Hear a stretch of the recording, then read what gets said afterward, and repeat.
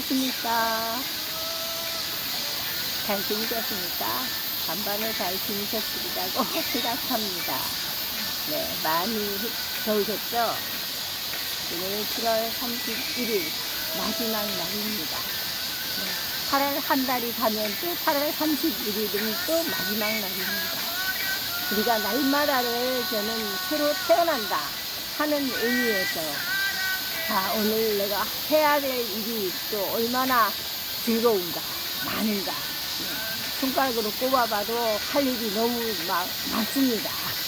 그래서 마음이 분주하고 즐겁습니다. 내일 학교에서 소풍 가는 것 같은 그러한 마음으로 준비하고 실천하고 그렇게 살아가고 있습니다. 저는 오늘 64번째 또다시 감사합니다. 내가 잃어버렸던 감사, 내가 잊어먹고 어디에 두었는지 알 수 없었던 그 감사를 찾는 의미에서 또다시 감사합니다. 나의 삶 전체가 감사를 잊어버린다면 나는 어떻게 될까요? 늘 감사합니다. 오늘은 엄청난 센세이션을 일으키며 우리나라 대한민국의 이순신 장군의 역사가 있듯이 이 브라질이라는 나라에는 펠레라는 축구 선수의 역사와 또한 전설이라고 하죠. 이분의 살아온 삶 하나하나 하루가 어떻게 살아왔는가를 저와 여러분께서 지금 프랑스 파리에서 이제 세계적인 대회가 열리고 있습니다. 축구인들이 아니더라도 나라를 사랑하는 마음에 이 브라질 축구 펠레에 대한 이야기를 잠시 엮어봅니다.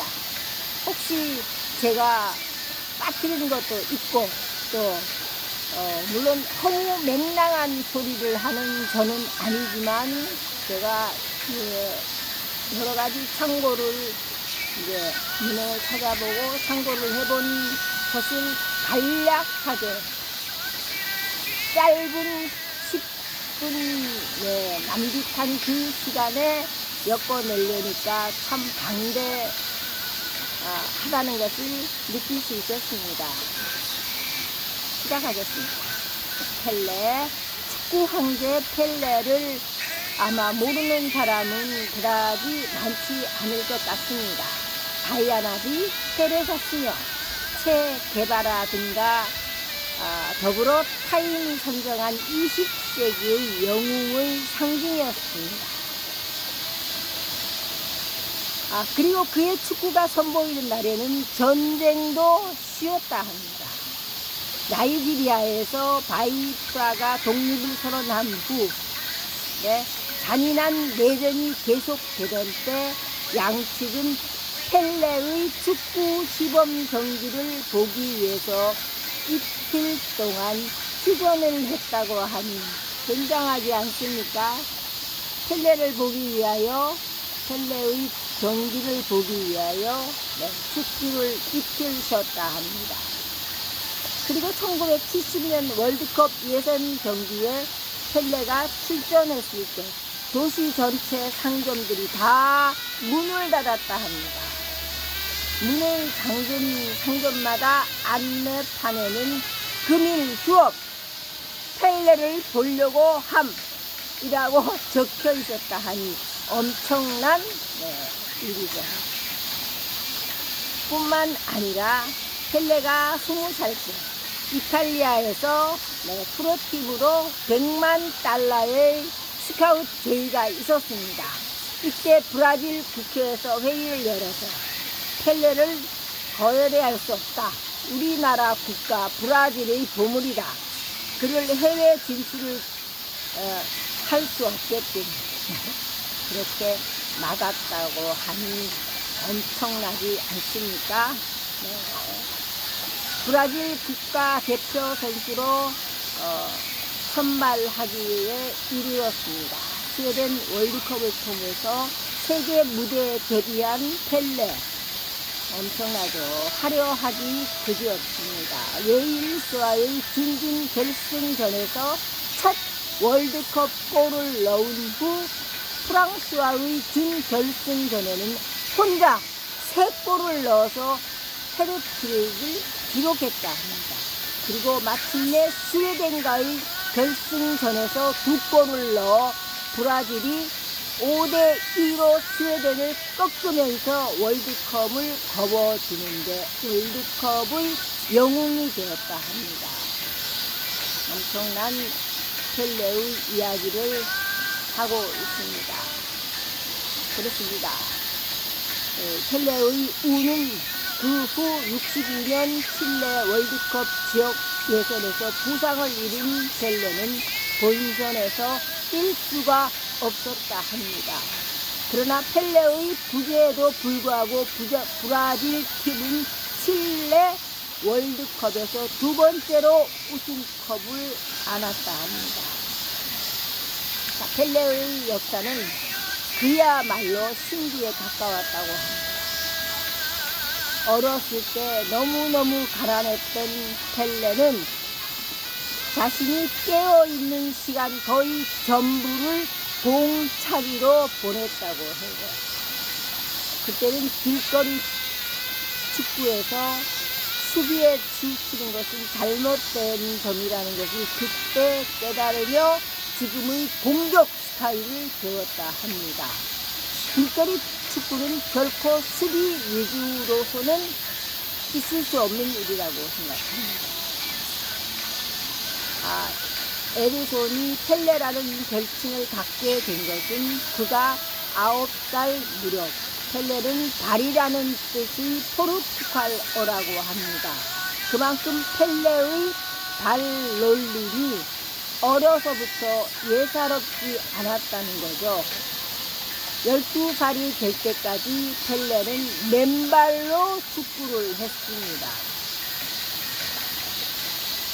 그 후 다행히 스폰서의 도움으로 축구화를 신고 경기를 펼친 펠레는 이렇게 말을 했다고 합니다. 내 발에 날개를 다른 것 같다. 펠레는 최고 득점 왕으로 빅토리컵을 거머쥐었습니다. 펠레는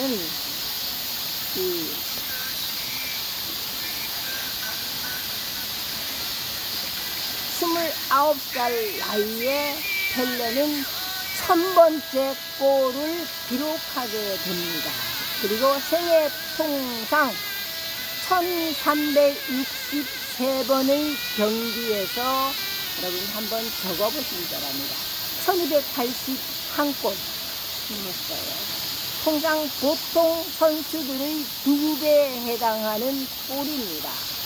그는 프로 축구 선수로 뛴 17년 동안 한 게임당 평균 한 골이라는 경이로운 기록을 남겼습니다. 결국 펠레는 축구 역사의 전설이 되었다 합니다. 하지만 펠레는 타고난 축구 선수는 없다고 스스로 말했습니다. 가난한 시절부터 공차기 이외에는 할 일이 없었습니다. 공 차는 것만이 오직 기쁨이고 낙이었습니다. 그래서 셀 수 없을 정도로 공을 찾고 그것이 무의식적인 본능으로 근육에 각인이 되어서 결국 축구 역사의 전설이 되었다는 말씀을 드립니다. 그렇습니다. 전설은 하늘에서 뚝 떨어진 이야기가 아닙니다. 현실의 온갖 어려움과 슬픔과 장래 앞에서 포기하지 않고 자신의 재능을 끝까지 펼쳐가며 몸으로 써내려가는 이야기가 바로 전설이 될 수 있다 합니다. 펠레 역시 그렇게 축구의 전설을 써내려갔습니다. 그 하루가 각인이 되어서 그가 살아있는 화신이 되었다 합니다. 펠레라는 선수, 축구 선수의 땀과 열정으로 빚어진 전설. 우리는 그것을 알아야 합니다. 그 축구 선수 한 골을 넣기 위한 그 한 장면을 만들기 위한 그분의 노력, 피땀 흘리는 그 노력, 그거를 보고 있어야 하는 겁니다. 우리나라에도 지금 손흥민 선수, 그 손흥민 선수의 길을 이을 많은 선수들이 있겠죠. 얼마나 많이 자신을 각고의 힘으로 닦느냐, 갈고 닦느냐에 따라서 축구의 역사, 축구의 전설이 된다고 합니다. 본인의 의지도 분명한 의지라고 생각합니다. 각 사람은 물론 펠레 같은 축구 선수 천재도 있을 수 있겠지만 그 천재는 99.999999999%의 노력이라고 합니다. 그 많은 세월 동안 펠레는 80이 넘어서 돌아가셨는데요. 그 돌아갈 때도 대장암뿐만 아니라 지병으로 많은 고통과 많은 고생을 하다가 돌아갔다고 합니다. 우리 사람의 인생은 그다지 그렇게 천재든 영웅이든 전설이든 그다지 그렇게 노후의 삶이 녹록하지 않습니다.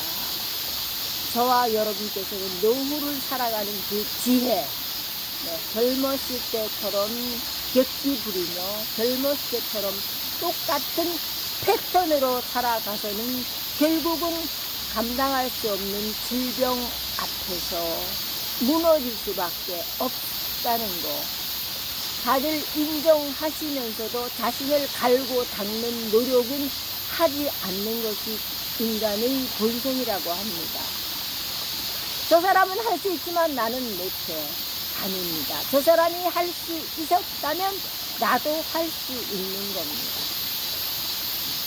내 마음을 가다듬고 내 마음을 일으키고 하는 것은 다 나에게 달려 있습니다.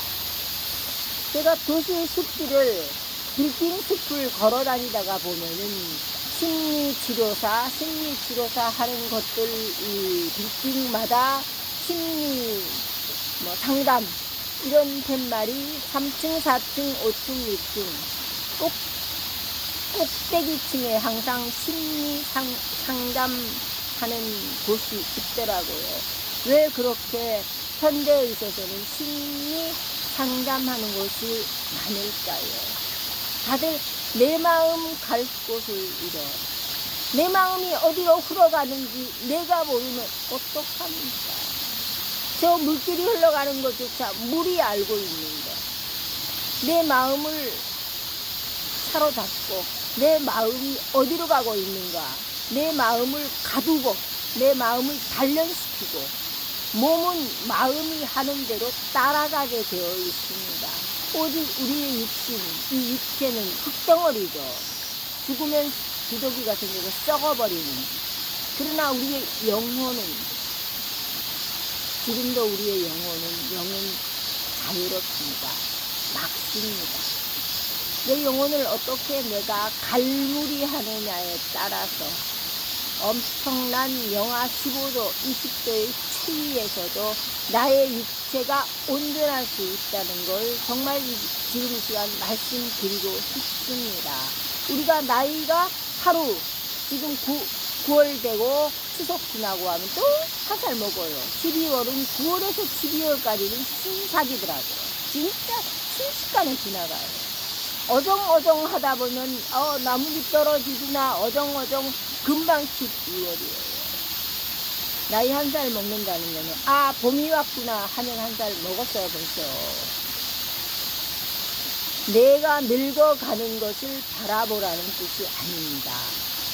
내 몸을 앞으로 나의 노후에, 나의 마지막 순간까지 내가 어떻게 갈무리를 하느냐에 따라서 예전에는 농사 지으면 저희 친정 아버지께서도 구덩이를 파고 거기에 배추, 무, 뭐 쪽파 어쩌고 하면서 다 거기에다 땅을 2m 넘게 파고 거기 가마니를 하나 넣고 그 속에 그 겨울에 먹는 겨울 2달, 3달, 내년 2월까지 먹을 수 있는 채소를 거기다 다 넣고 묻어두더라고요. 그리고 가마니를 다시 하나 두꺼운 가마니를 덮고 저장고죠.